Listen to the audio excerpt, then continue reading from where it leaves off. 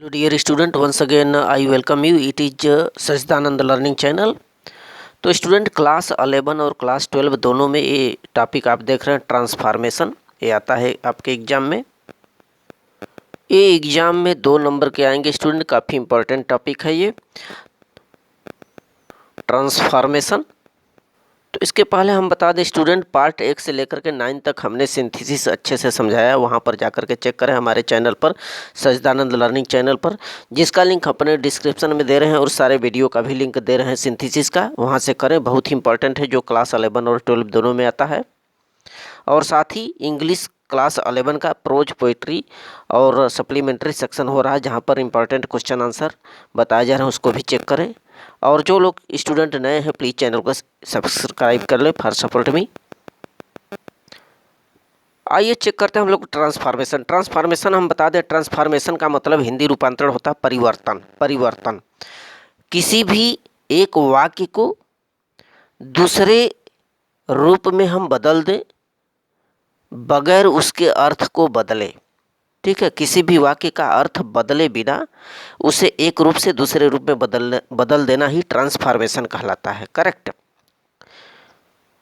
यहाँ पर फोकस करेंगे, उसका अर्थ नहीं बदलना चाहिए उस सेंटेंस का। आइए एग्जाम्पल के तौर पर देखें हमने लिखा है this medicine is not sweet. यहाँ पर एग्जाम्पल चेक करें, ट्रांसफॉर्मेशन है क्या। This medicine is not sweet, यह जो दवा है वो मधुर नहीं है, मीठा नहीं है। अब समझ रहे हैं कि यदि दवा मीठा नहीं है तो कैसा हो सकता है, कड़वा हो सकता है, तीखा हो सकता है। तो इसको इस रूप में बदलें, तो this medicine is bitter. Bitter means क्या होता है, कड़वाहट। तो मीठा नहीं है तो कड़वा है, यानी कि इसके आशय को, इसके अर्थ को नहीं बदला गया, भले सेंटेंस का रूप बदल गया। यही हमारा क्या कहलाता है, ट्रांसफॉर्मेशन। सेकंड एग्जांपल देखें, किरण बॉट ए बुक। किरण एक किताब खरीदी। तो यहाँ से क्या हो जाएगा, a book was bought by Kiran. यहाँ से हम लोग पैसिव वॉइस में बदल दिए, जबकि उसके आशय में कोई परिवर्तन नहीं हुआ। ठीक है, दोनों का अर्थ एक ही है। ठीक, तो यही हमारे ट्रांसफॉर्मेशन है कि एक वाक्य को सेकंड रूप में हम बदल दें लेकिन उसके अर्थ को नहीं बदलना चाहिए। आइए हम लोग फोकस करें कि कौन कौन से रूल होते हैं जिसके आधार पर हम एक वाक्य का ट्रांसफॉर्मेशन दूसरे वाक्य में करते हैं। ये आपको एग्जाम में दिया जाएगा कि किस रूल से किस में बदलना है। तो पहला यहाँ पर फोकस करेंगे रिमूव टू। रिमूव टू का मतलब आपको वाक्य में टू दिया रहेगा और उस टू को हटा करके हम लोगों को चेंज करना है। तो ट्रांसफॉर्मेशन का ये फर्स्ट पार्ट हम बता रहे हैं, इसमें हम रिमूव टू यानी टू दिया है, टू को हटा करके। तो आइए फोकस करें यहाँ पर क्या इसका रूल है। देखिए हमने लिखा है यहाँ पर एक एग्जांपल दिया है, किस प्रकार के उदाहरण होंगे। He is too weak to move. He is too weak to move. यहाँ पर देख रहे टी डबल ओ, ये जो आपका एडवर्ब प्रयोग किया गया है टी डबल ओ। यहाँ पर वीक क्या है, एडजेक्टिव है। यहाँ टू क्या है, एक इन्फिनिटिव का प्रयोग किया गया है। तो वह इतना कमज़ोर है कि चल नहीं सकता। यहाँ पर जो टू लगा है वो अत्यधिक से शो करता है, और यह जो टू है इन दोनों को मिला करके ये निगेटिव अर्थ निकलता है इसका। ऐसे वाक्यों का एक नकारात्मक यानी निगेटिव में अर्थ निकलेगा, यानी कि वह इतना कमज़ोर है कि चल नहीं सकता। इस प्रकार के सेंटेंस होते हैं। अब यहाँ टू को हटाना है और सो को लगाना है। तो जस्ट इसका ये रूल है, यहाँ पर फोकस करें। हमने लिखा है कि सबसे पहले हम लोग सब्जेक्ट लिखेंगे, यानी यहाँ पर जो ही है वो सब्जेक्ट लगाएंगे, प्लस इसकी जो भी सहायक क्रिया ईज आर एम जो भी हो ये लिखेंगे, प्लस यहाँ टू के स्थान को पर हम लोग सो लगाएंगे। टू को हटाएंगे, इसके स्थान पर सो लगाएंगे, प्लस ये जो वीक है ना ये एडजेक्टिव है, कोई भी एडजेक्टिव जो रहेगा उस हम लोग एडजेक्टिव का प्रयोग करेंगे, प्लस यह जो वाला टू है टी ओ यानी इन्फिनिटिव, इसको हटा करके दैट लगाएंगे।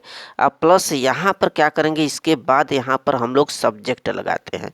ये जो सब्जेक्ट दिया है इस सेंटेंस का, जैसे ही लिखा है ना, तो या जो भी कुछ हो, तो इस सब्जेक्ट के अनुसार हम लोग ही, सी, ईट, दे, वन, आई, वी जो भी उचित बैठेगा, जैसे यहाँ ही है तो हम लोग ही लगाएंगे। ठीक है, इसके बाद यहाँ देखें कैन नॉट या कुड नॉट लगाते हैं। यदि यह सेंटेंस प्रेजेंट टेंस का है तो कैन नॉट लगाएंगे, यदि पास्ट का है तो कुड नॉट लगाएंगे। जैसे यहाँ पर इज है ना तो इसमें कैन नॉट लगेगा। इसके बाद लास्ट में इसका जो है ऑब्जेक्ट लिख लेंगे, मूव या जो कुछ भी रहेगा यहाँ ऑब्जेक्ट के रूप में उसे हम लिख लेंगे। तो यहाँ पर एग्जाम्पल के तौर पर आइए समझते हैं। देखें, ही इज टू वीक, अब इसी का यहाँ पर फोकस करें कैसे ये चेंज होगा। तो क्या हो जाएगा, ही इज, यही सहायक क्रिया लगाइए, सब्जेक्ट वहीं उतारिए, ही इज, यहाँ पर टू को हटाइए, सो लगाइए जैसा कि हमने बताया, ही इज सो वीक, यहाँ पर दैट लगाना है अब, ठीक है।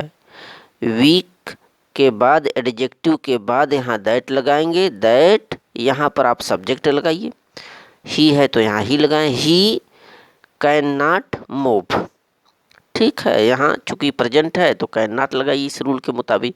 तो क्या हो जाएगा, ही is so weak that he can not move, वह इतना कमजोर है कि चल नहीं सकता। नेक्स्ट एग्जांपल देखें और आसानी से समझेंगे।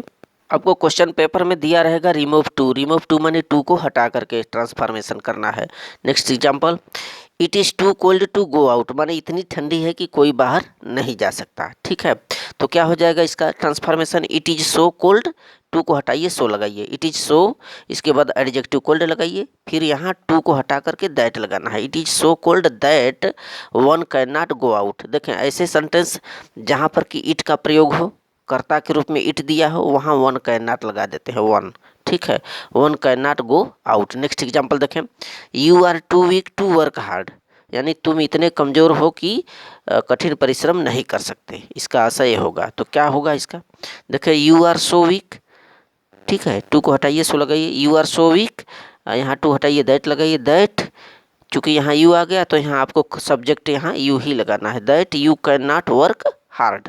Next example, the tea is too hot for me to drink, यानी कि चाय इतनी गर्म है मेरे लिए कि मैं पी नहीं सकता, इसका आशय यही होगा, ठीक है। तो यहाँ ये जो सेंटेंस देख रहे हैं यहाँ फार मी है, फार मी के लिए आई लगाते हैं, यदि फार हिम रहेगा तो ही लगाते हैं ऐसे सेंटेंसों में। तो क्या होगा, the tea is so hot that I can not drink, I can not drink. Next example देखें, Sita is too poor to buy the books, यानी सीता इतनी कमज़ोर है, इतनी गरीब है कि वह किताब नहीं खरीद सकती, ठीक है।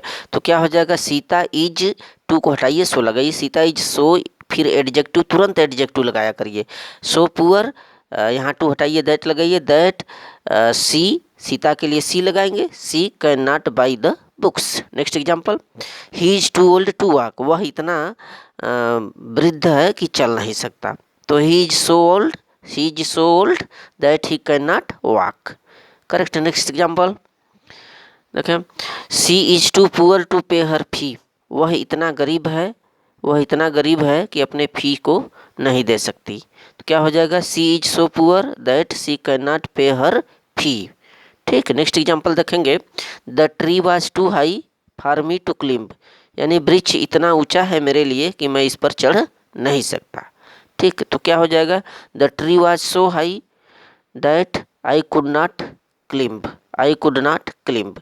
यहाँ चूंकि देखिए पास्ट टेंस वाज लगा है इसलिए कैन नॉट नहीं करेंगे, अब की बार कुड नॉट करेंगे और फार्मी की जगह पर आई कर देंगे, ठीक।